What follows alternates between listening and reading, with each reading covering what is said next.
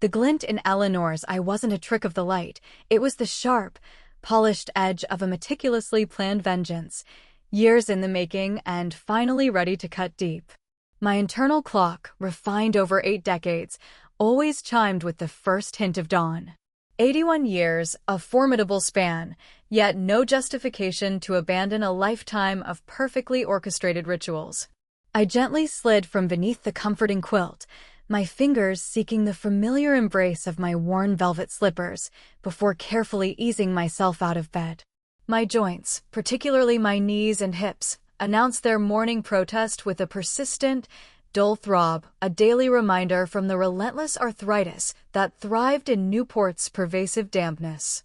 From my bedroom window, I surveyed the sprawling bay, a serene canvas of muted grays and soft blues, dotted with the faint white triangles of distant sails.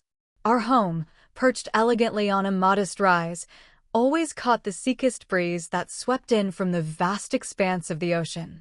George, my late husband, had discovered this perfect vantage point 40 years ago. "This is where we'll share our golden years, my dearest Eleanor," he'd promised then. He sadly never quite reached them. George departed a dozen years ago, leaving me to navigate the quiet grandeur of this generous 3-bedroom abode, complete with a grand fireplace in the living area and a sprawling garden demanding endless attention. My first descent of the morning led me to the kitchen, where the gentle hum of the kettle soon filled the silence. My breakfast ritual never varied: a perfectly soft-boiled egg, lightly buttered whole wheat toast, and a mug of robust, piping hot tea.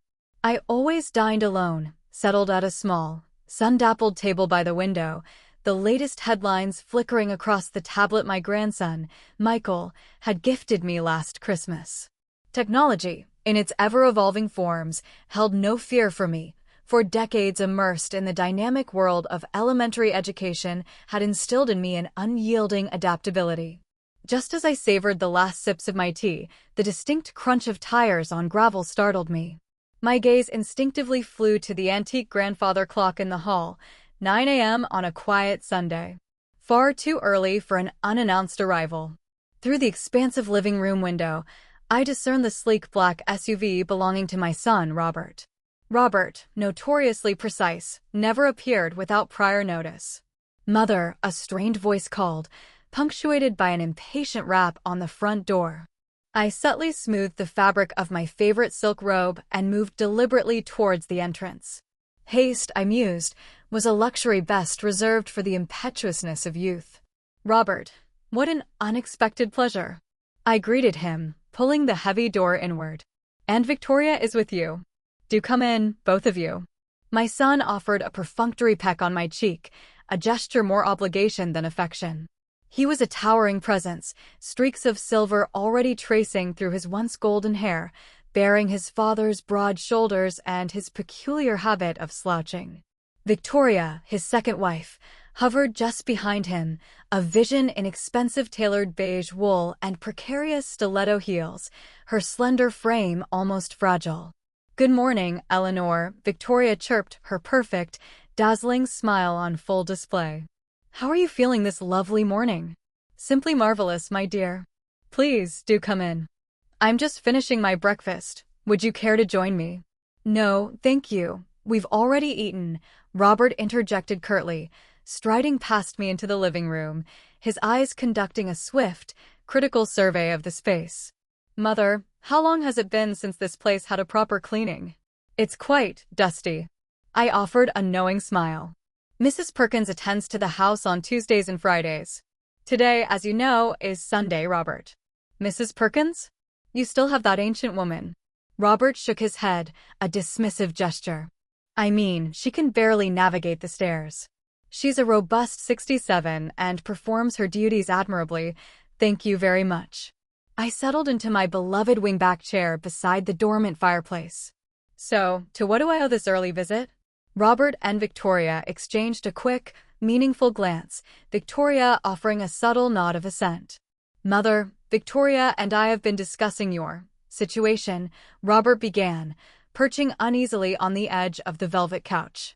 "This house, it's simply too large for you alone. The stairs, the extensive garden, the constant need for repairs. "I manage perfectly well," I stated calmly, my voice betraying no hint of the tremor in my hands. "For now, perhaps," Victoria chimed in, seating herself elegantly beside her husband. "But Eleanor, one must consider the future.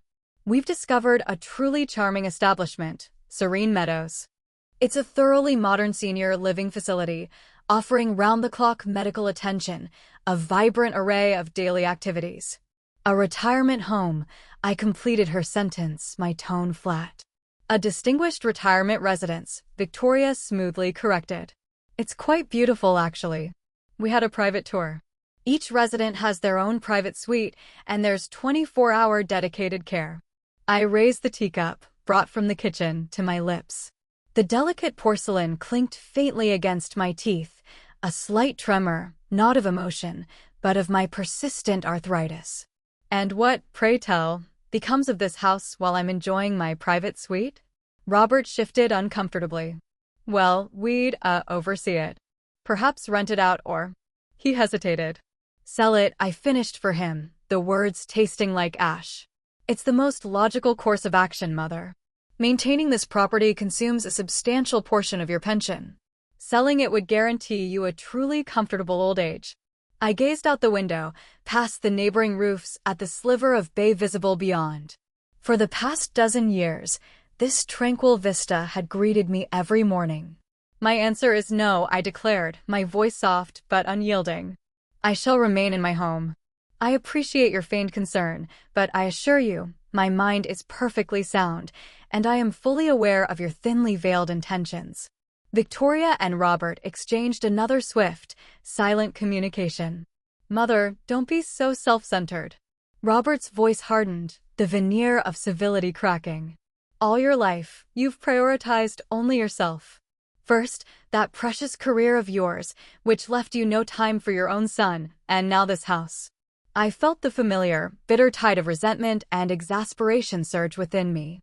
This very conversation had played out countless times over the past 4 decades. "Robert, I had no choice but to work, to provide for you. Your father was simply unable to." "Don't bring up my father again," Robert interjected, his voice rising. "I am merely stating that at 81, it's time to consider what comes next. Victoria and I simply cannot be burdened with your care when you finally decline." "I am not requesting your care," I set my teacup down with a decisive click. "And I have no intention of declining anytime soon." "It's an inevitability at your age, Eleanor," Sarah murmured, her voice dripping with false empathy. "We simply wish for everything to be arranged beforehand." Arranged, I thought, a bitter laugh forming in my throat. How utterly convenient to prearrange someone else's life, especially when the final prize is a magnificent house overlooking the bay. "I am touched by your concern." I rose from my chair, a clear signal that the discussion was concluded. "However, my decision is absolute. I am staying right here." Robert too rose, his face a mask of poorly concealed fury and disappointment. "Reconsider, Mother. We'll return in a few days. We can discuss this again." "It would be pointless, Robert. My answer will not change." Victoria offered a tight, strained smile and reached for my hand, squeezing it. "We're truly worried about you, Eleanor. What if something were to happen and you were all alone?" "I possess a medical alert button." I indicated the small pendant nestled at my throat. "And my wonderful neighbors check on me daily. I am never truly alone, Victoria." As I escorted them to the door, I observed Robert's gaze sweeping over the interior of the house with that same calculating, appraising look he'd given the living room. It was as if he were already mentally tallying its market value. "Take care, Mother," he bid farewell. "And do contemplate our generous offer." As the black SUV disappeared around the bend, I returned to the solitary comfort of my wingback chair by the fireplace. The house, so expansive and luminous in the morning light, suddenly felt vast, echoing, and strangely resonant with unspoken tensions. I understood Robert's resentment, in part. I truly had labored tirelessly during his childhood. George, a gifted architect, was tragically plagued by debilitating bouts of depression, leading to frequent job losses and agonizingly long periods of unemployment. The modest income one earned as a teacher often served as our family's sole, stable lifeline. We had only been able to purchase this house thanks to a small inheritance George received after his father's passing. Robert had perpetually accused me of neglecting him, of prioritizing my work. But he had never witnessed me weeping silently into my pillow at night, wrestling with impossible budgets. He had never seen me deny myself even the smallest comforts to ensure he had new sneakers or could afford his beloved sports clubs. And now, when I finally had the chance to embrace a peaceful existence, a teacher's pension meticulously saved over 4 decades, a modest nest egg, and a fully paid-off mortgage, Robert seemed to believe it was all rightfully his, a belated compensation for a childhood he deemed less than perfect. I picked up my phone, dialing a number etched into my memory, though I used it sparingly. "Arthur," I said, a wave of relief washing over me as his deep, resonant voice answered. "It's Eleanor. Could you possibly come over? I desperately need your counsel." "Is everything all right, Eleanor?" His concern, even over the phone, was palpable. Robert was here with Victoria. They're pressing the issue of the retirement home again. And selling the house. It wasn't a request this time. "Yes, Arthur, I'm genuinely worried." They were far more aggressive. "I'll be there in under an hour," he assured me. "Just wrapping up a few things here." I hung up, pressing the receiver against my closed eyes. Arthur Vance had consistently been my steadfast anchor, appearing in my life precisely when I needed him most. A former high-ranking FBI agent, I had met him and George 3 decades ago at a charity fundraiser. The connection between Arthur and me had been instantaneous, a bond transcending mere physical attraction, deepening into a profound, unspoken understanding. Our affair had spanned years, a clandestine ballet of stolen moments, secret rendezvous, rare weekends away under the guise of conferences or visits to distant friends.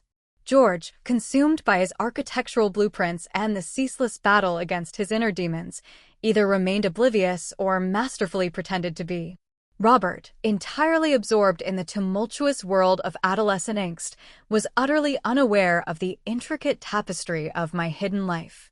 After George's passing, Arthur and I had the chance to openly share our lives, but we both chose to maintain our established arrangement.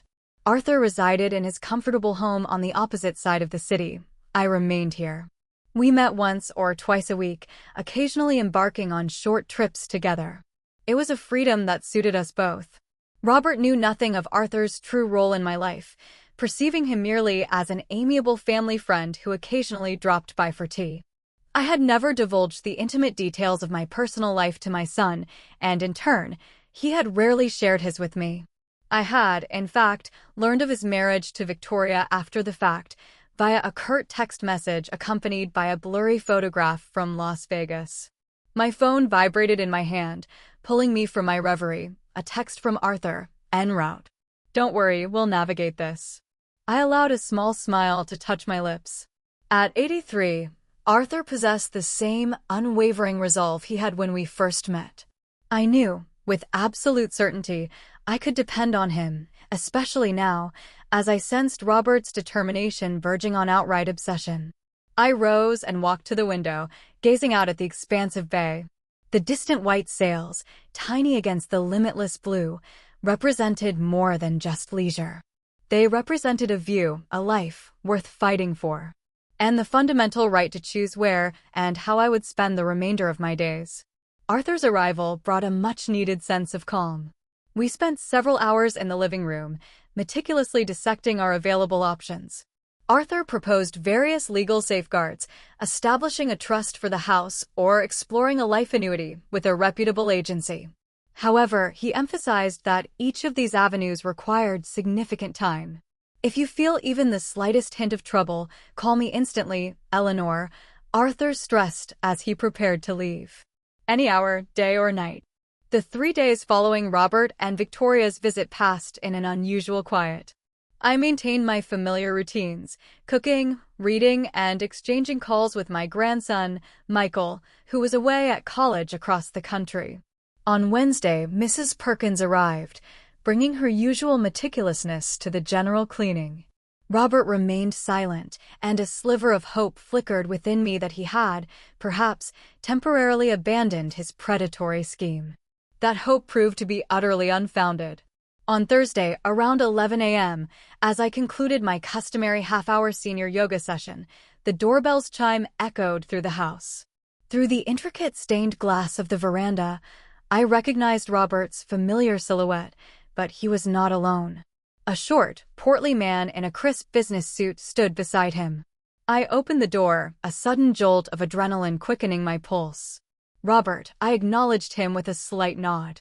"I wasn't expecting you quite so soon." "Good morning, Mother." Robert offered a strained smile, a peculiar grimace that didn't quite reach his eyes. "This is Dr. David Miller. He'd like a moment of your time." I shifted my gaze to the stranger. He appeared to be in his mid-50s, with thinning hair, small, unnervingly close-set eyes, and a perpetually damp forehead. He extended a hand, his grip surprisingly weak. "Dr. David Miller, neurogeriatrician. It's a genuine pleasure to make your acquaintance, Mrs. Callow." I made no move to return his handshake, a cold dread already coiling in my stomach. "I did not arrange an appointment with a neurogeriatrician, Dr. Miller. Your son, Mrs. Callow, is deeply concerned about your well-being," Dr. Miller continued, undeterred. "He requested a brief, informal consultation." I looked at Robert, who was pointedly avoiding my gaze, staring intently at the floorboards. "Do come in." I stepped back, allowing them to enter. "However, I assure you, I possess no health issues requiring specialized medical advice." We proceeded into the living room. I settled into my cherished armchair, while Robert and Dr. Miller positioned themselves opposite me on the couch. The doctor produced a notebook and a pen from his briefcase.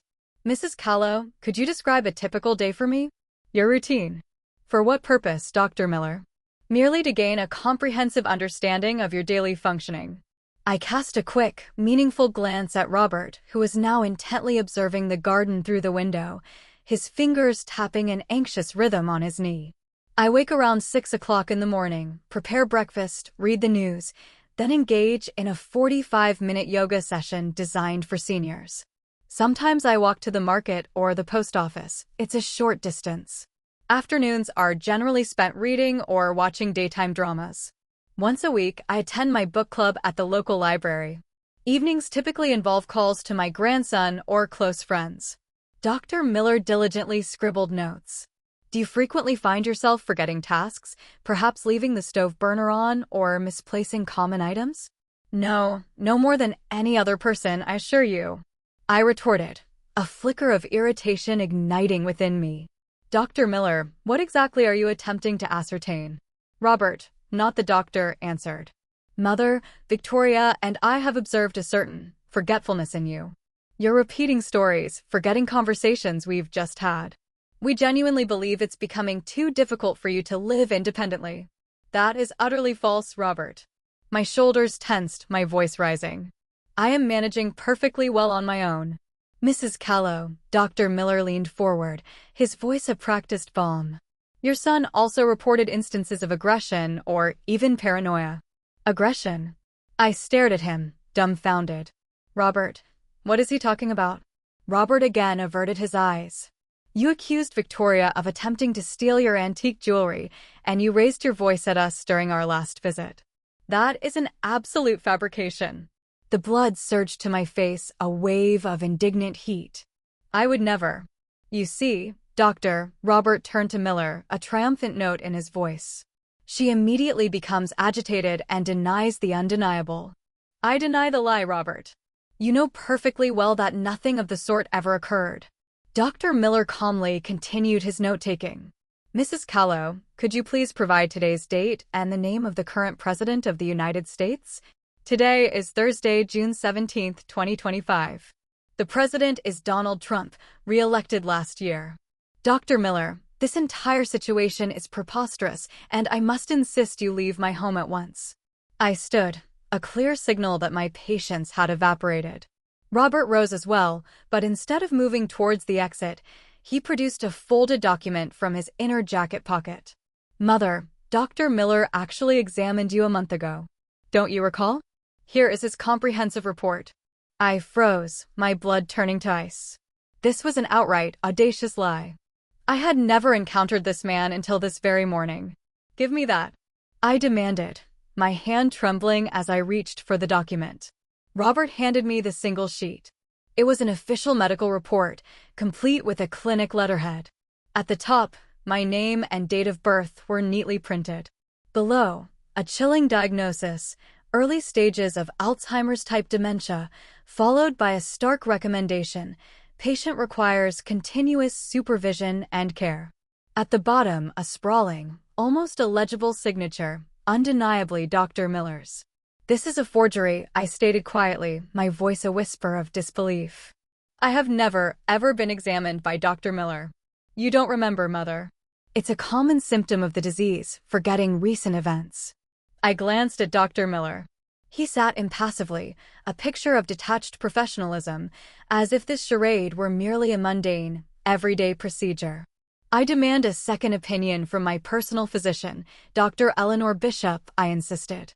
"She has been my doctor for 15 years and will undoubtedly confirm my sound mental state."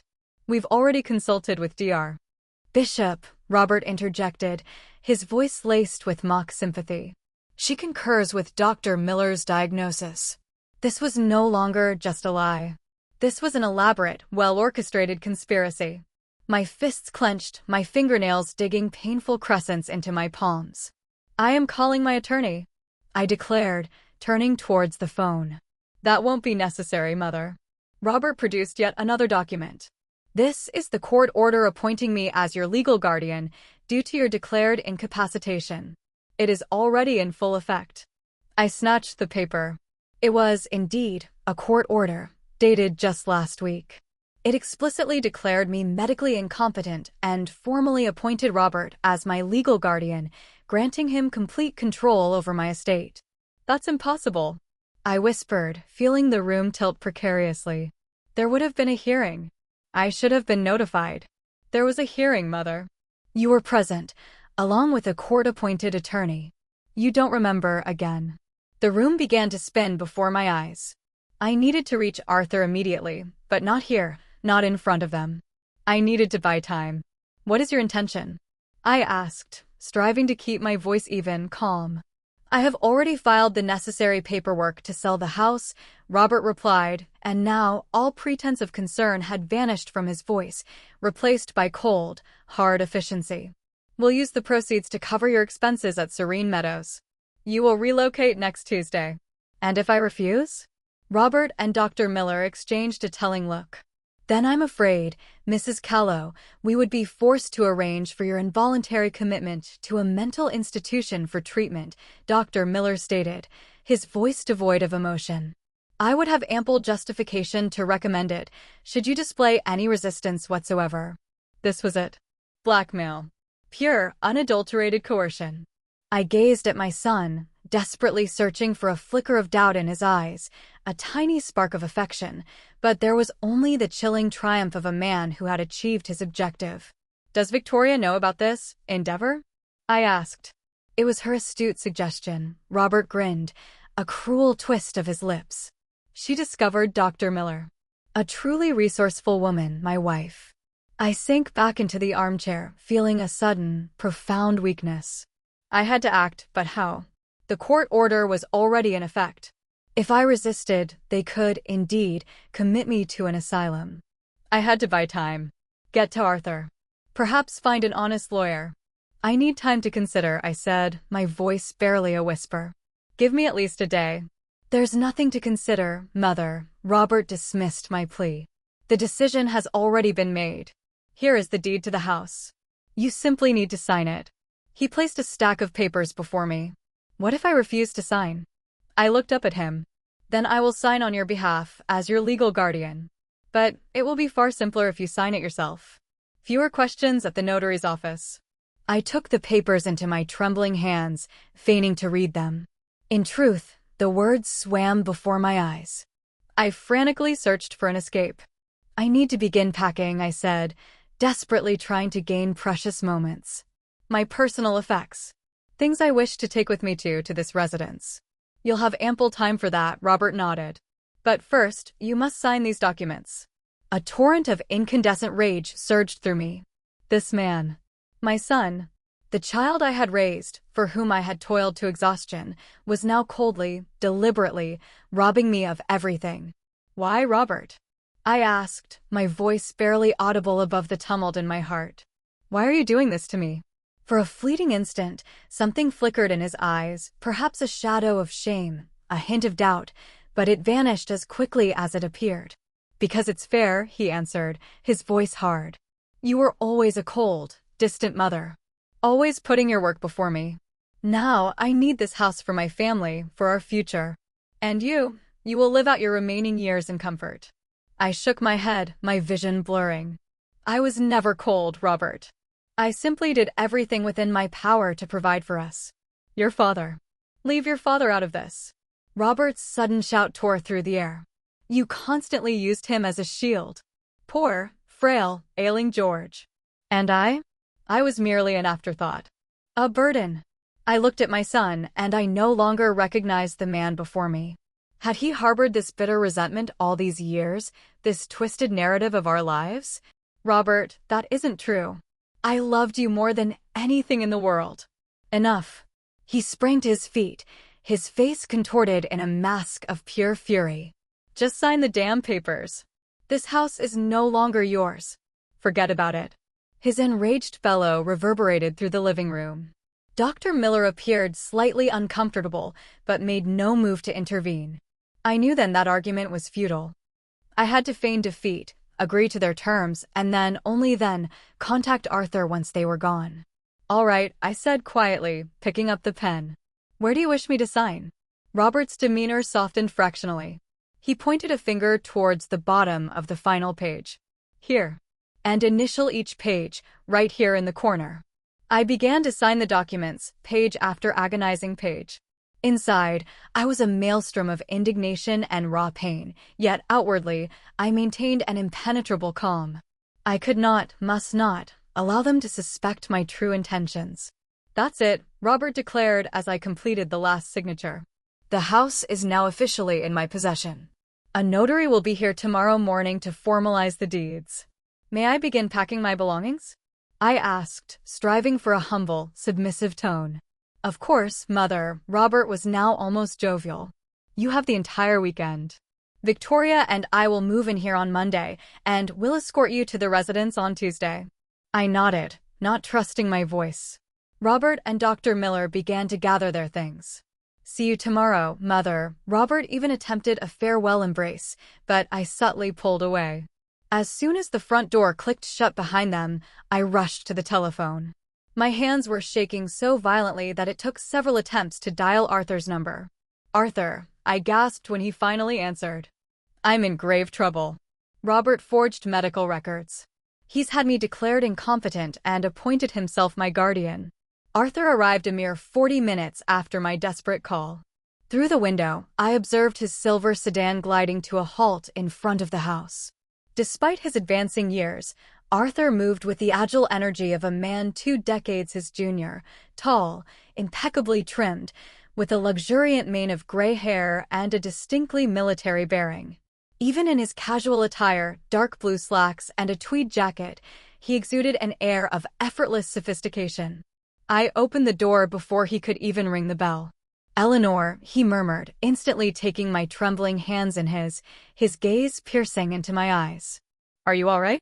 "I don't know, Arthur," I confessed, my carefully constructed calm crumbling under his genuine concern. "He took my home. My own son." We moved into the living room. I retrieved the documents Robert had left behind, handing them to Arthur. He meticulously scrutinized each page, his frown deepening with every line. "This is unadulterated fraud," he finally declared, his voice tight with controlled anger. "Forging medical documents, committing perjury in court. Your son and this so-called doctor will face severe repercussions when law enforcement apprehends them. But that, sadly, requires time." I sank into the armchair, feeling an unusual weariness settle over me. "And I don't have much time. He and Victoria are moving in on Monday, and I'm slated for the retirement home on Tuesday." Arthur sat opposite me, placing the incriminating papers on the coffee table. "You agreed?" I signed the papers. "Yes, if that's what you mean." I had no alternative. He threatened me with a mental institution. Arthur shook his head slowly. Oh, Eleanor, you were always too lenient with him. There was no hint of reproach in his words, only profound sadness. He had always believed I was too indulgent with Robert, too overly concerned with his feelings. Perhaps he was right. Do you remember when we first met? Arthur asked suddenly, his voice softening, a gentle diversion. I smiled, despite the grim circumstances. Of course. A charity gala for retired police officers. George was invited as the architect who designed the new wing of the memorial complex. And you were, without question, the most captivating woman in the entire room. Arthur returned my smile. In a striking blue gown, with a small pearl barrette nestled in your hair. You even recall the barrette? I remember every intricate detail, Eleanor. The way you chuckled at the mayor's ill-timed joke, the slight frown that creased your brow when someone clumsily spilled wine on the tablecloth, the discreet yawn you attempted to stifle during the police chief's particularly tedious speech. I shook my head, a wistful smile on my lips. And I had no idea you were observing me so closely. Oh, I was exceedingly careful, Arthur chuckled, a shadow of his old FBI days in his eyes. A former agent possesses a knack for remaining undetected. But when you stepped away from the window during the dance, I decided to take a calculated risk. I vividly recalled that moment. We had stood by the window, gazing out at the twinkling city lights, conversing about everything and nothing, books, music, the shifting currents of politics. George was engrossed in a discussion about his latest project with some civic dignitary, completely oblivious to our absence. You said you hadn't encountered a woman so intelligent and engaging in a very long time, I remembered. And it was the absolute truth. I had no intention of initiating an affair, Eleanor. I knew you were married. Neither of us did, I sighed, a ghost of a memory. But George, at that particular time, was in the throes of another severe depressive episode. He would retreat into his office for weeks, refusing to communicate. And you truly saw me. You acknowledged my presence. I remembered our first kiss, nestled in his car after he'd given me a ride home from some art exhibition. George had declined to attend, citing a headache. Arthur had offered me a lift, and I had accepted.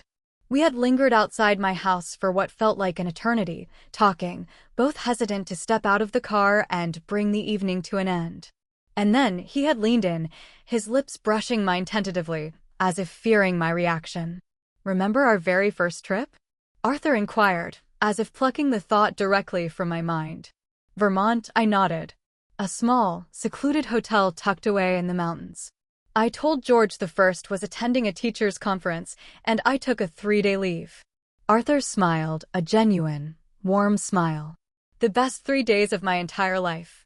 After that clandestine trip, we became inseparable, drawn into a gravitational pull we couldn't resist. Secret rendezvous in hotels, precious stolen weekends, hushed phone calls in the dead of night after George had fallen asleep. We were meticulous, never appearing together in public, never leaving a trace. Arthur was a master of stealth, and I, a quick study. Sometimes I think George suspected, I said quietly, the old thought surfacing. But he never asked. Perhaps it suited him. I never demanded his attention, never blamed him for his depression, his profound reticence. Do you regret it? Arthur asked seriously, his gaze searching mine. I considered his question for a moment. Being with you? Never. Lying to George? Sometimes. He was a good man, just deeply broken. And after he died, did you ever consider that we could have openly built a life together? It was a question we had carefully, tacitly avoided for all these years. After George's passing, I was utterly alone in this vast house, and Arthur had offered to move in with me, or for me to move in with him. But I had refused. I was terrified, Arthur, I confessed, the old fear still lingering. Terrified that Robert would uncover the truth, that he would hate me even more than he already seemed to. He had always idealized his father, and he had always perceived me as cold and detached. If he discovered the truth about you and me. Arthur nodded, his grip on my hands tightening. I understand, Eleanor. Truly I do. But right now, don't you believe you've wasted enough time worrying about his feelings? I offered a bitter, mirthless grin. I certainly do now. But that doesn't mean I was wrong then. Arthur rose from the chair and walked to the window, his gaze fixed on the distant horizon. His silhouette, framed by the setting sun, looked so reassuringly familiar, so utterly trustworthy. I have a plan, Eleanor, he said at last, turning back to me. But it will require a certain measure of resilience from you. Robert has committed severe crimes, forgery of medical records, outright fraud, and potentially even bribery of public officials. If this judge was complicit, Robert could face substantial prison time. I felt my heart clench, a sharp pang of maternal protectiveness. I don't want Robert to go to prison, Arthur. No matter what, he is my son. I know, he said softly, his voice gentle. And I am not suggesting we pursue the maximum sentence. But we need to instill enough fear in him to make him back off, permanently. How? I still retain significant connections at the Bureau and within the District Attorney's office. We can initiate a formal investigation, conduct preliminary interviews, perhaps even hold him for temporary questioning. And then you can magnanimously drop the charges. But only on the absolute condition that he rescinds all those fraudulent documents and leaves you entirely alone. I considered his proposal.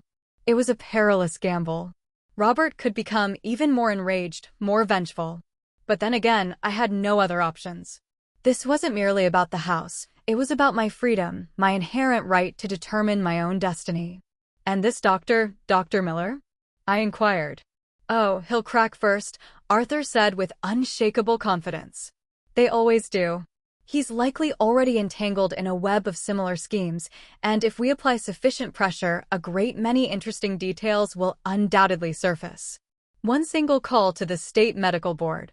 I imagined Dr. Miller testifying against Robert, my son confined in a holding cell. The image was agonizing. There has to be another way, I pleaded. Arthur approached me, sitting down beside me and taking my hands in his. What other way, Eleanor? Time is unequivocally against us. They will be here by Monday. We could appeal to the court, but that would drag on for weeks, perhaps months, and by then, the house could be irrevocably sold. I know, I squeezed his hands, the familiar ache in my joints a dull counterpoint to the emotional pain. It's just. I always strove to protect Robert, even when he was in the wrong. An old habit, I suppose. Sometimes, the most effective way to protect someone is to allow them to face the direct consequences of their actions, Arthur said softly, his gaze unwavering. It might be the only path for Robert to genuinely comprehend the gravity of what he was doing. Deep down, I knew he was absolutely right. For all these years, I had indulged Robert, manufactured excuses for his shortcomings, shielded him from the repercussions of his choices. Perhaps that was precisely why he had evolved into the man he was, convinced he could seize whatever he desired without a second thought for others. Okay, I said, finally, decisively. Let's proceed. But I do not wish for Robert to be incarcerated for an extended period. Just enough for him to truly understand. I'll arrange it. Arthur breathed a sigh of relief. I need to make a few calls. May I use your office? He retreated into the small room I used as my home office. I could hear the muffled cadences of his voice, calm, utterly professional, imbued with an unwavering confidence. Arthur was contacting his former colleagues, old friends, individuals to whom he had accrued long-standing favors. Half an hour later, he re-emerged, a satisfied expression on his face. Everything is in motion, he announced. Tomorrow morning, Dr. Miller will receive an early visit from the State Medical Board and an FBI agent. They will also be paying a visit to Robert's residence, armed with a warrant for questioning and the seizure of relevant documents. So soon. I was genuinely surprised. I still wield a certain degree of influence, Arthur replied with a faint smile. And the case is genuinely severe. Fraud, the use of fabricated medical documents, potential property theft. Furthermore, I've discreetly implied the possible involvement of an organized network, particularly if this Miller fellow is habitually issuing such fraudulent certificates. What precisely am I expected to do? I asked. Nothing. Simply continue your life as usual. If Robert calls or appears, act completely normal. Give him absolutely no reason to suspect that anything is amiss. What if he decides to accelerate his plans, to pick me up early? He cannot. I have already contacted my attorney. He is filing an emergency motion tomorrow to temporarily suspend the guardianship, pending a comprehensive investigation. That will provide us with a solid legal defense. I nodded, feeling a palpable release of tension. Arthur was always like this, taking command of the situation, meticulously considering every detail. Stay the night? I asked suddenly. I don't want to be alone. Arthur smiled, a gentle, reassuring gesture. Of course, Eleanor. I'm not going anywhere.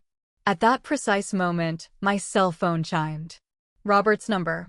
I showed the screen to Arthur, and he nodded. Answer it. Hello. I tried to keep my voice steady, normal. Hi, Mother. Robert's voice, surprisingly, was cheerful. How are you doing? Are you packing? Yes, a little, I lied smoothly. So many belongings accumulated over the years. Don't take too much. There isn't much space at the residence. Just the bare essentials. Certainly, Robert. Listen, Victoria and I have decided to come over tomorrow to take another look at the house. We need to decide which furniture to retain, which to sell. Do you mind? I glanced at Arthur, who shook his head subtly. Actually, I was planning to visit Martha tomorrow, I said, invoking the name of an old friend.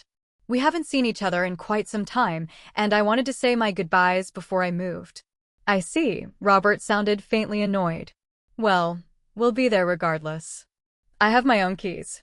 Just don't be alarmed if you return and find us there. All right, Robert. After a brief farewell, I ended the call. They intend to come tomorrow, I informed Arthur. To plan some renovations or something. Excellent, he nodded. We'll have our people already at work by the time they arrive. I can almost picture their faces when they discover Dr. Miller is testifying. There was a dangerous glint in his eyes, a flicker I recognized. It was the look Arthur used to wear when he was pursuing a particularly elusive criminal in his FBI days. Do you truly believe he'll betray Robert that quickly? I asked hesitantly. I have no doubt, Arthur replied with firm conviction.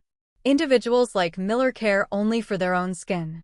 The moment he comprehends that he's facing the loss of his medical license and a significant prison sentence, he'll reveal everything he knows. I wondered how Robert and Victoria would react when the agents materialized.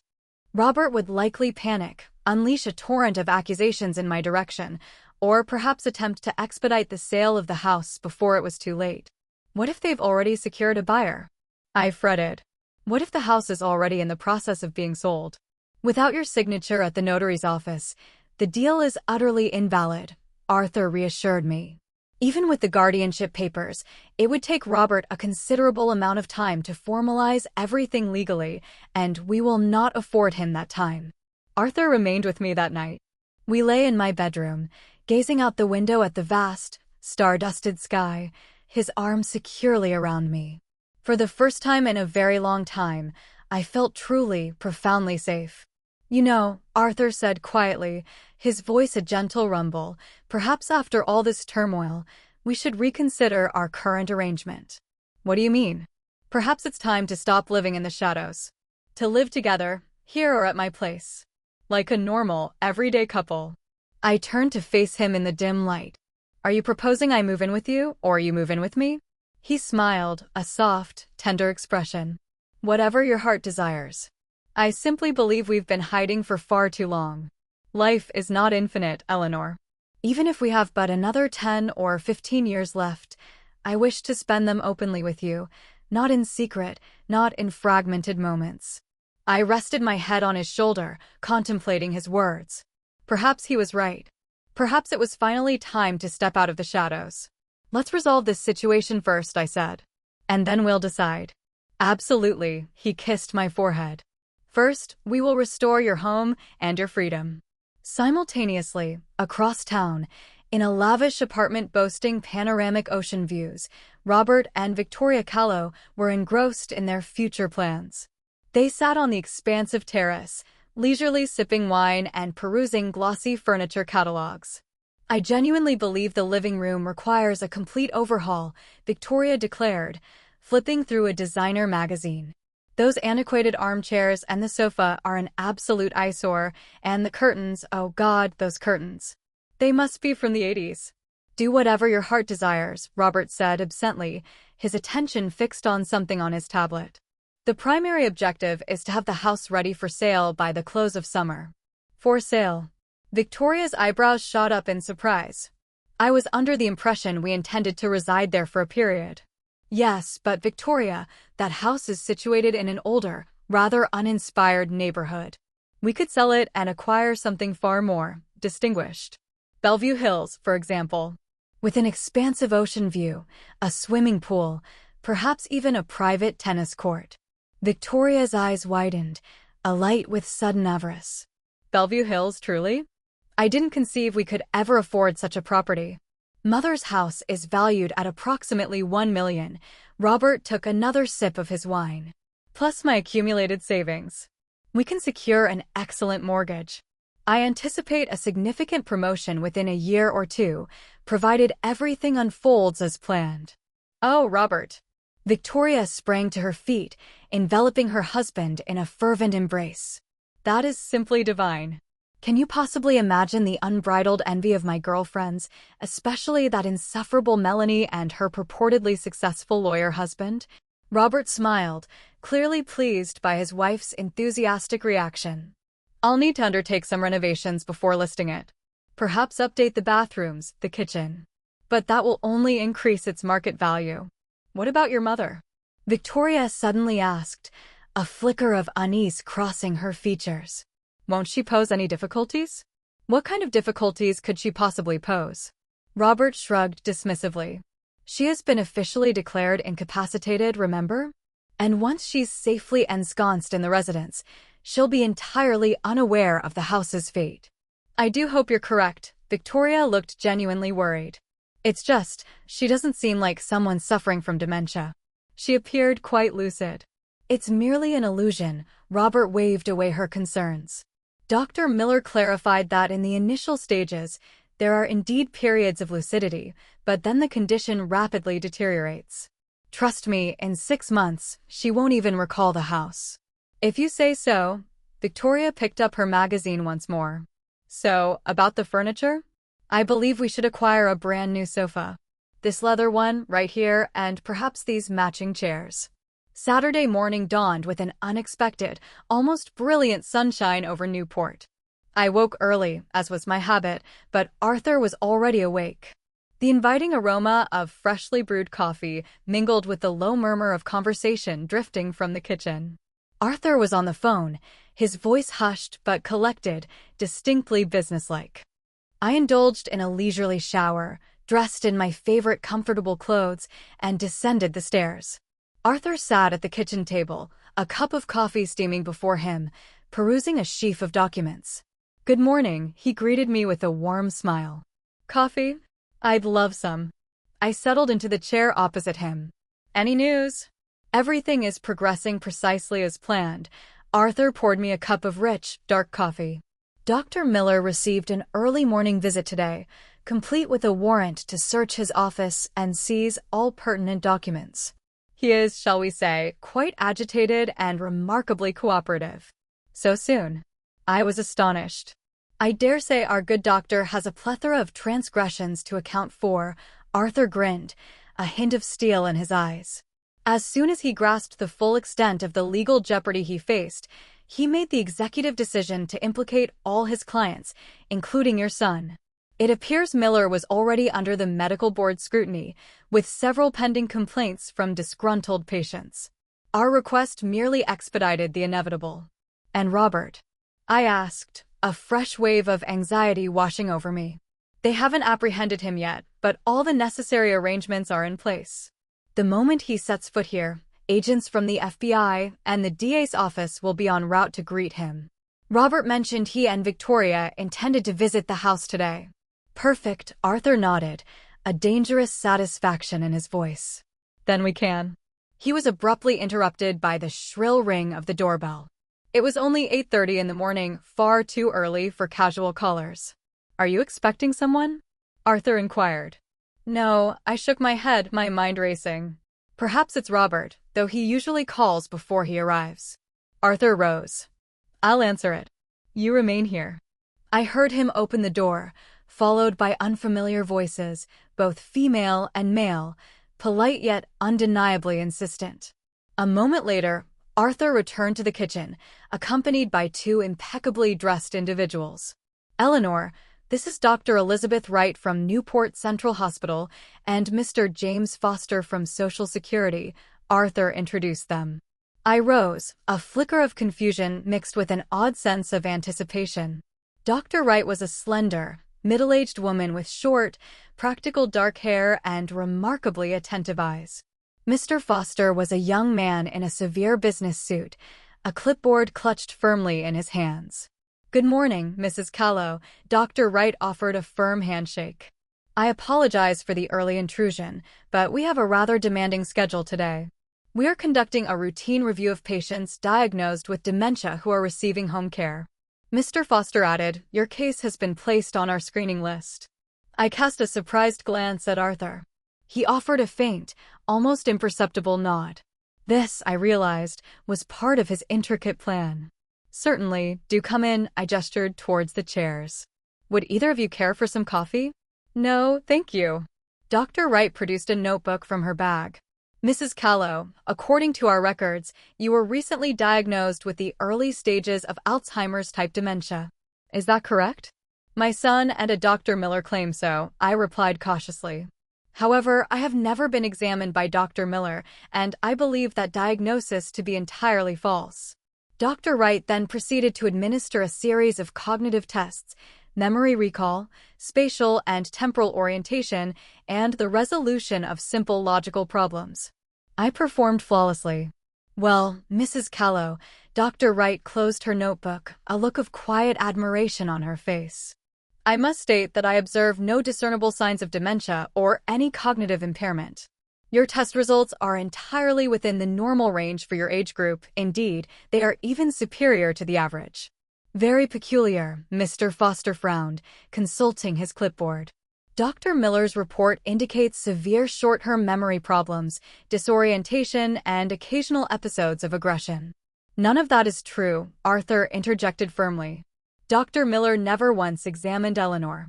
We believe that her son, Robert Callow, bribed the doctor to obtain a fraudulent declaration of incapacity solely for the purpose of becoming Eleanor's legal guardian."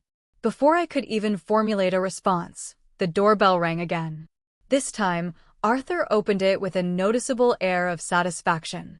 A tall man in a sharp, dark suit stood on the threshold.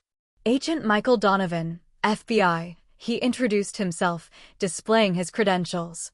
"I am here regarding Robert Callow." "He is not currently present," Arthur replied, a hint of triumph in his voice.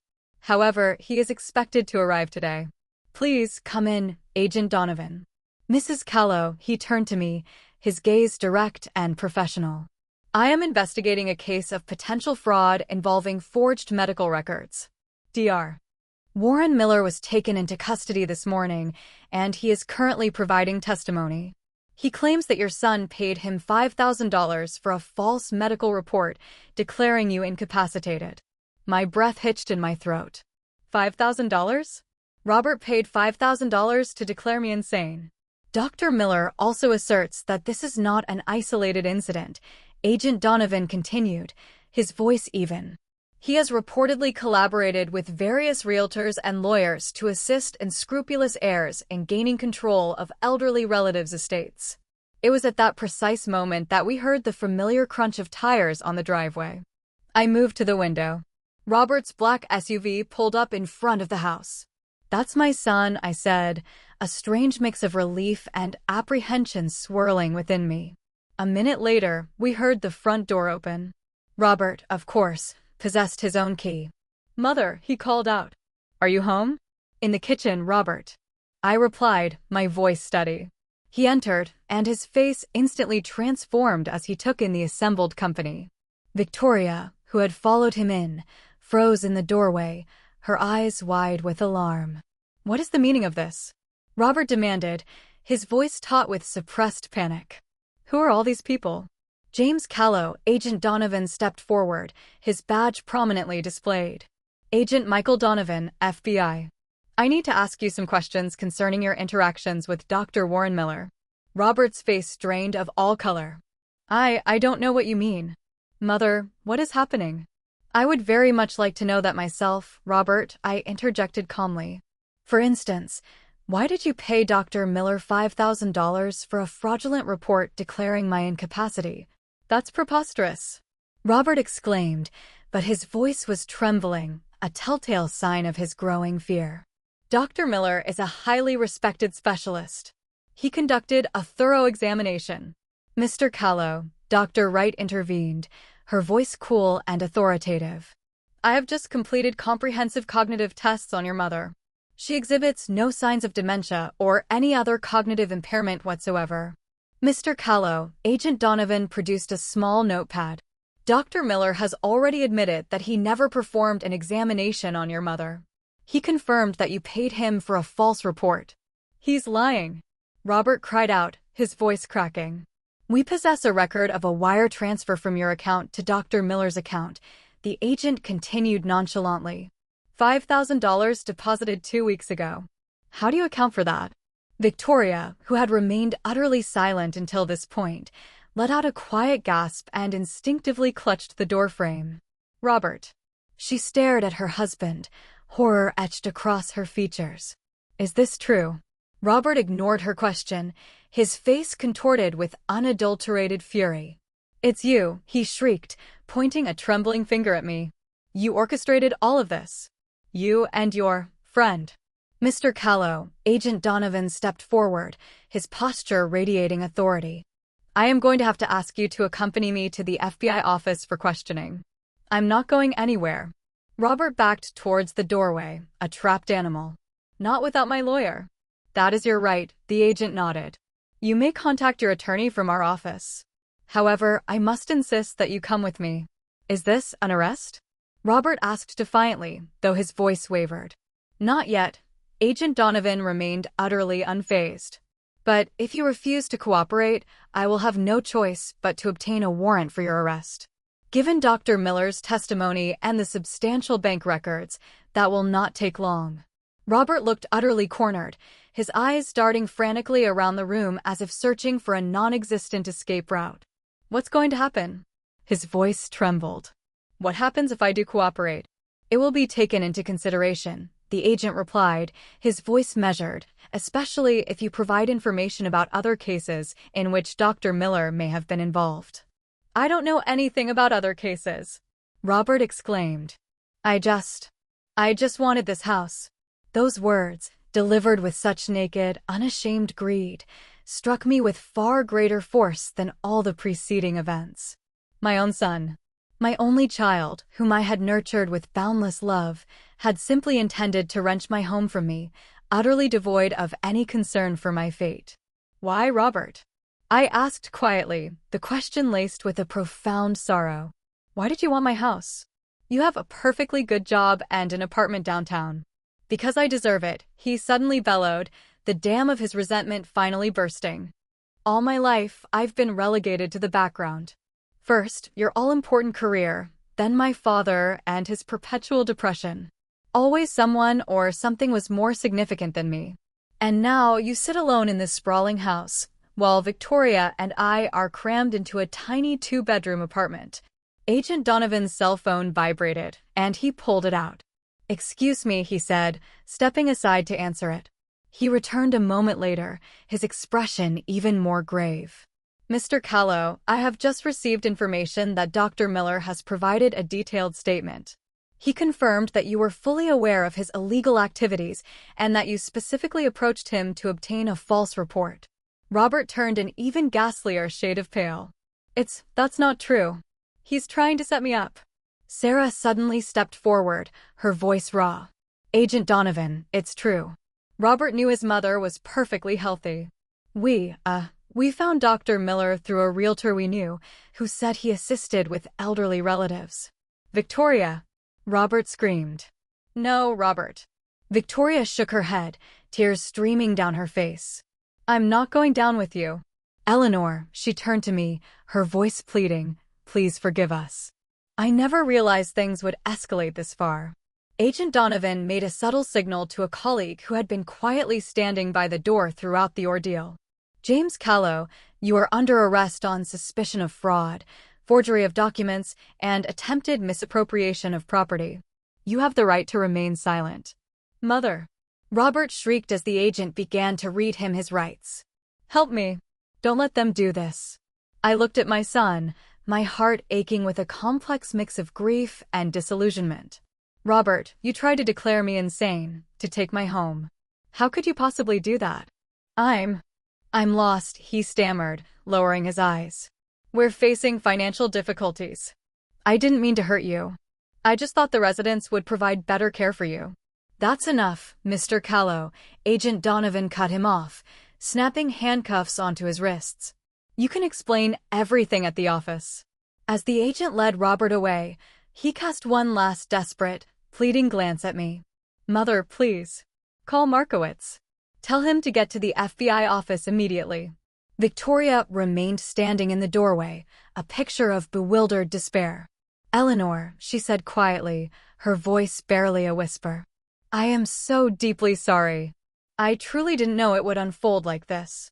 Mrs. Callow Jr., Agent Donovan addressed her. You will also need to accompany us to provide testimony. Victoria nodded, wiping away her tears. Of course. I will. Eleanor, she looked at me again, her voice thick with shame. Robert really did seek out Dr. Miller specifically to obtain a fake report. He was planning to sell this house and purchase a mansion in Bellevue Hills. I am so utterly ashamed. When they finally departed, a profound silence descended upon the house. Dr. Wright had promised to send an official report confirming my sound mental health, and Mr. Foster had assured me that the guardianship order would be lifted as quickly as possible. I was alone with Arthur, trying to process the surreal events that had just unfolded. Are you all right? He asked, his arm gently encircling my shoulders. I don't know, I answered honestly. My son just got arrested for trying to declare me mentally unfit. How can I possibly be all right? It's not your fault, Eleanor, Arthur said softly. Robert made his own choices. But what will happen to him now? I couldn't shake the image of Robert's face as they led him away in handcuffs. A great deal depends on you, Arthur replied. If you don't push for the maximum sentence, if you request leniency. At that moment, my phone rang. An unfamiliar number. Mrs. Callow. A woman's voice answered. It's Victoria. I've been granted permission for one call. Robert wants you to come to the FBI office. He's in a complete state of panic. He says that without your intervention, he could face up to 10 years in prison. Please help him. I'm begging you. I looked at Arthur, relaying the essence of the conversation. It's entirely your decision, Eleanor, he said. I will support whatever you choose. We will be there, I said to Victoria. Tell Robert the first will help him, but on my terms. The FBI office in Newport was housed in a sleek, modern building of glass and concrete near the heart of the city. Arthur drove, and I sat beside him, attempting to compose my racing thoughts. In my long life, I had never, not once, found myself in such an utterly bizarre and heartbreaking situation. My own son, arrested for attempting to have me declared incompetent. Are you absolutely certain you wish to proceed with this? Arthur asked, glancing at me briefly. No one will fault you if you decide against it. He is my son, Arthur, I said quietly, firmly. No matter what. Arthur simply nodded, offering no further words. He understood me, perhaps, better than anyone else on earth. We were greeted at the front desk by a young, professional employee who, upon learning our names, immediately contacted Agent Donovan. A few minutes later, the agent himself emerged to meet us. Mrs. Callow, he shook my hand. Mr. Vance. Thank you both for coming. Please follow me. We passed through security and ascended to the third floor. Agent Donovan led us into a small, sterile conference room where a man in an expensive, dark suit was already waiting. This is Richard Summers, the district attorney, Donovan introduced him. He will be overseeing the charges brought against your son. Mr. Summers was a tall, slender man in his early 50s, with prematurely silvering hair and unnervingly shrewd eyes. Mrs. Callow, he offered a slight nod. Please accept my sincere apologies for this incredibly unfortunate situation. Regrettably, fraud perpetrated against the elderly is becoming increasingly prevalent, and it is even more distressing when the perpetrators are family members. "Where's my son?" I asked, ignoring his preamble. "In the interview room with his legal counsel," Agent Donovan replied. "His wife is in the adjacent room. She has agreed to cooperate fully and is currently providing testimony." "I wish to see him," I stated firmly. Agent Donovan glanced at the prosecutor. "It is possible," Summers finally conceded. "But first, I would like to clarify the legal ramifications of the situation." We sat down at the table, Arthur positioning himself beside me, with Agent Donovan and the prosecutor across from us. "Mrs. Callow," Summers began, his voice calm, measured. "There is substantial evidence against your son. The documented wire transfer to Dr. Miller, the undeniably forged medical documents, the false testimony given in court to secure guardianship. Furthermore, we have the compelling testimony of Dr. Miller himself, who has fully admitted his role in this elaborate scheme."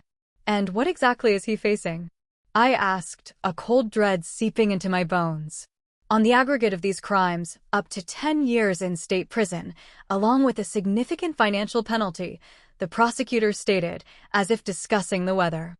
"Fraud, forgery of documents, perjury, attempted misappropriation of property.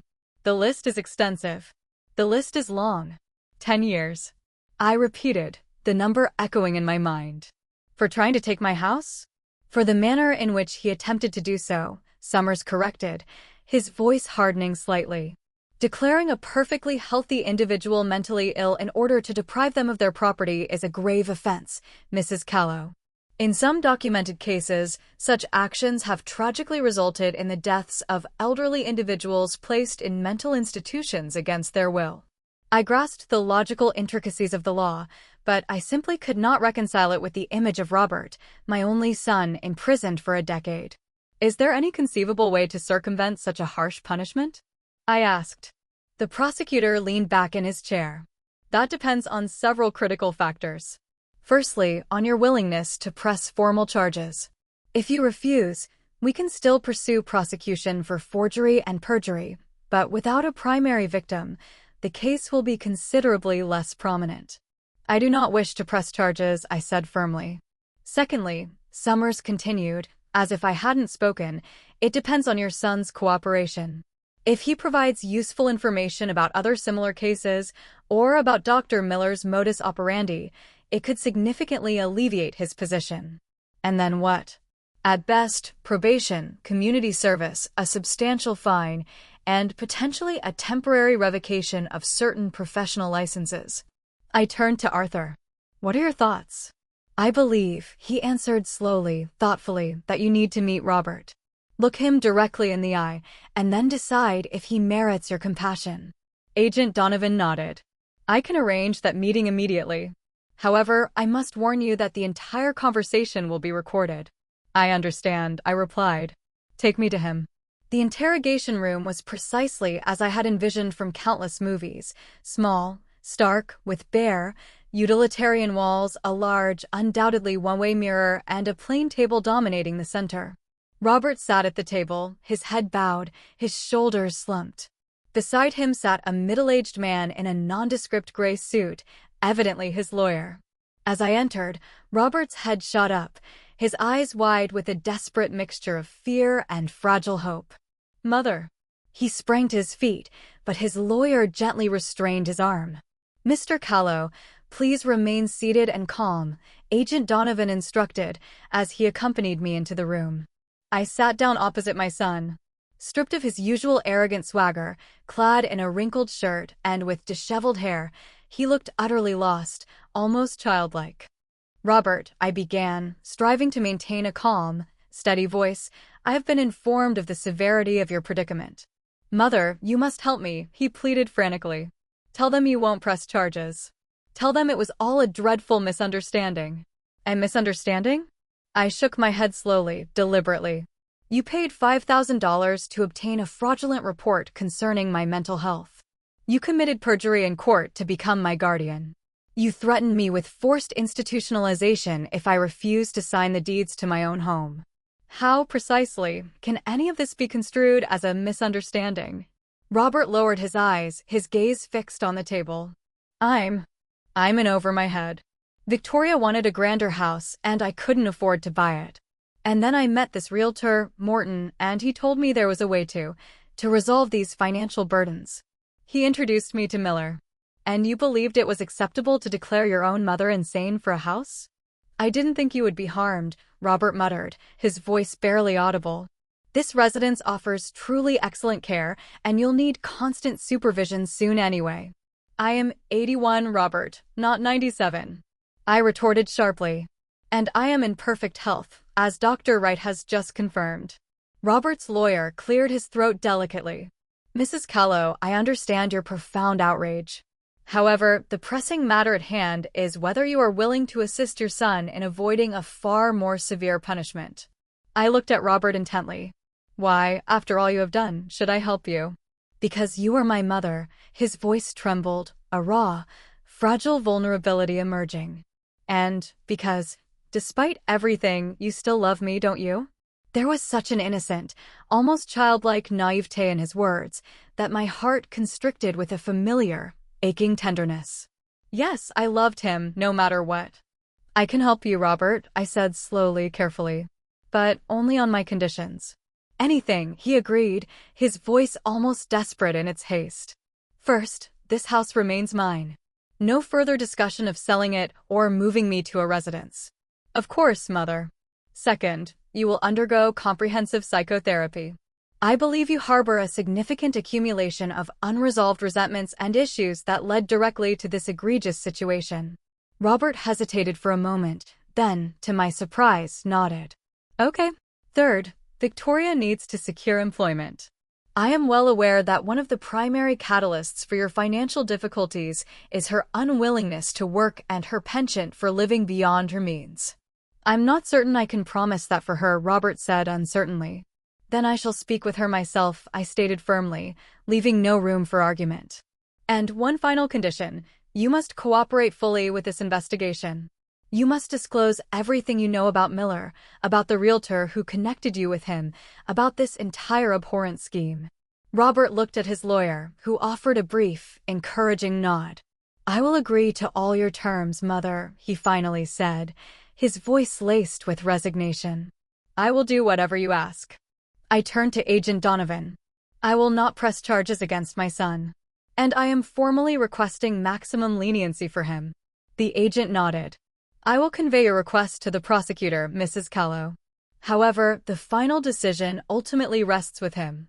As I left the interrogation room, a profound weariness settled over me, as if I had lived an entire other life in those few agonizing hours. Arthur was waiting for me in the hallway. How did it go? He asked, his gaze searching mine, concerned. I imposed conditions, I said. Robert agreed to everything. You are an extraordinary woman, Eleanor, Arthur said quietly, a deep admiration in his voice. I am not certain I could exhibit such mercy if I were in your position. It's not mercy, I shook my head, a faint, bitter smile touching my lips. It's a form of selfishness. I do not wish to spend the remainder of my life knowing that my son is incarcerated because of me. It wouldn't be because of you, Arthur countered gently. It would be because of his own destructive actions. Whatever, I took his hand, my fingers intertwining with his. Let's leave this place. I want to go home. The process of resolving the entangled situation stretched over several arduous weeks. District Attorney Summers, clearly impressed by my unwavering reluctance to punish my son and Robert's unexpected willingness to cooperate, ultimately agreed to a plea bargain. Robert pleaded guilty to forgery and perjury, but the more severe charges were, mercifully, dropped. He was sentenced to 2 years of probation, 200 hours of community service, and a hefty $20,000 fine. Dr. Miller, the architect of the medical fraud, received a more substantial penalty, 5 years in prison and the permanent forfeiture of his medical license. Realtor Morton, who had so readily introduced Robert to Miller, was also apprehended and awaited trial. It emerged that they had collectively executed at least 15 similar fraudulent schemes over the preceding 3 years. The court order declaring my incapacity and Robert's guardianship was officially rescinded within a week of his arrest. The house, indisputably, remained mine, and any documents signed under duress were declared null and void. Victoria, it turned out, had indeed been fully aware of Robert's illicit plan, though she vehemently claimed she hadn't fully comprehended its true illegality. She actively cooperated with the investigation, a factor that undoubtedly contributed to mitigating her husband's sentence. When the dust finally settled, she came to my house alone, without Robert. "Eleanor," she began nervously, her fingers fumbling with the strap of her expensive handbag, "I wanted to offer my deepest apologies. What we did, it's utterly unforgivable. Yet, you are still hoping for forgiveness, aren't you?" I remarked, gesturing for her to take a seat. "I was blinded by pure greed," Victoria admitted, her voice thick with regret. "I believed I was entitled to a better life, a larger home, more social standing. And I pressured Robert, knowing how desperately he yearned to please me. And now what?" I asked her, my gaze unwavering. "Are you going to remain with him, even though he is now a convicted criminal, unemployed, and deeply in debt?" Victoria looked up at me, her eyes brimming with a fragile sincerity. "I love him. And yes, I will remain by his side. But I want to change. To become a better person. That is why I came to ask, did you speak about a job for me? It was part of my plan." "I've already discussed it with Arthur." "Yes," I nodded. "Arthur is seeking an assistant for his office.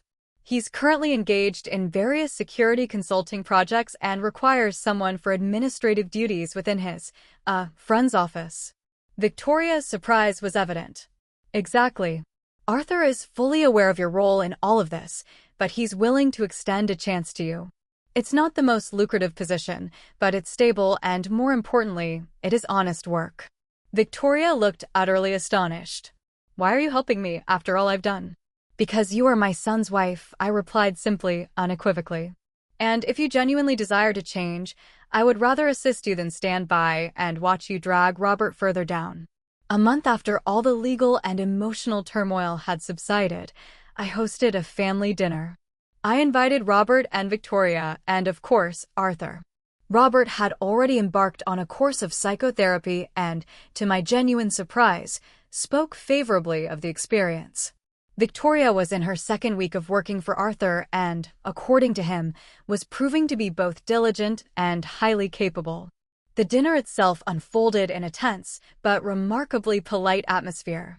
We conversed about trivialities, the weather, Victoria's new job, vague future plans, carefully skirting any potentially thorny subjects.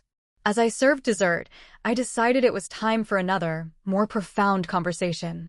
"Robert, Victoria," I began, addressing them both, "there is something Arthur and I wish to tell you." They looked at us, a mild bewilderment on their faces. "Arthur and I have known each other for 30 years, I continued, my voice steady. "We met when your father was still alive." "I remember," Robert nodded slowly. "You said he was an old family friend." "Not precisely," I took Arthur's hand, lacing my fingers with his. "Arthur and I are more than friends. Far, far more than that." Robert stared at our joined hands, then slowly shifted his gaze to my face, a look of profound confusion clouding his features. "What do you mean, Mother?" "I mean that Arthur and I love each other. We have for many years now." "But Dad?" Robert looked utterly bewildered. You cheated on Dad?" "Your father was a complex man, Robert," Arthur said softly, his voice gentle but firm. "He grappled with profound, debilitating problems. Eleanor remained by his side, supporting him through years of struggle, but she, too, required support." "I can't believe it," Robert shook his head, his disbelief palpable. "All these years, you've been leading a double life." "I did what I believed I had to do," I answered firmly, meeting his gaze. "Taking care of you and your father. But I also have a right to my own happiness." Victoria, to my genuine surprise, gently placed her hand on Robert's shoulder. "Your mom is right, Robert. Everyone deserves happiness." Robert remained silent for a long moment, slowly processing the cascade of information. Finally, he spoke, his voice tinged with resignation. "So, what now? Are you going to get married or something?" Arthur and I exchanged a knowing glance. "We've decided to live together," Arthur said, his gaze fixed on Robert. "Here, in this house. The formal declarations of marriage are not of paramount importance to us." "So, he's going to live here now?" Robert pointed at Arthur, his voice incredulous. "Yes," I nodded. "And I sincerely hope you can accept that." "Accept us." Robert looked as though he wanted to object, to argue, but then he simply sighed, a sound of weary surrender. "I suppose I don't really have a say in the matter after everything I've done." "That's not the point," I smiled softly, tenderly.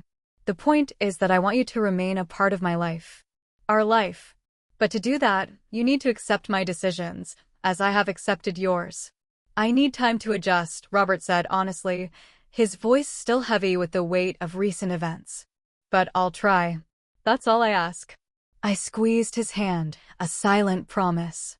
When Robert and Victoria finally departed, Arthur and I sat together on the veranda, gazing out at the countless stars twinkling over the calm expanse of the bay. "Do you truly believe he'll be all right with it in time?" Arthur asked, his arm settling comfortably around my shoulders. In time, I nodded, my gaze fixed on the distant lights of the city. "Robert has a great deal to reevaluate, not just our relationship, but his entire life, his past decisions." "What about you, Arthur? Do you regret helping him?" I pondered his question for a moment. "No. He is my son, and I love him no matter what. That does not mean I condone his actions, or that I forgive him easily. But I simply could not have acted otherwise." Arthur pulled me closer, his embrace comforting. "That, Eleanor, is true wisdom. Real, profound motherly wisdom." We sat there, simply holding each other, on the veranda of the house I had so nearly lost to my own son's relentless greed. But now, that house was imbued with a new radiant hope. Hope that we could, perhaps, mend old wounds and forge a new, more honest relationship. Arthur by my side, Robert embarking on his difficult path to redemption, Victoria striving for personal change. Perhaps, sometimes, even from the darkest, most painful situations, something luminous and transformative can truly be born. I turned to Arthur and said quietly, my voice filled with a newfound peace, "You know, it took me 81 years to finally learn to live in the present. Not dwelling on the past, not agonizing over the future. Just today. Better late than never, wouldn't you agree?" Arthur smiled, a gentle, knowing smile, and kissed me. In that singular moment, I was perfectly, utterly content.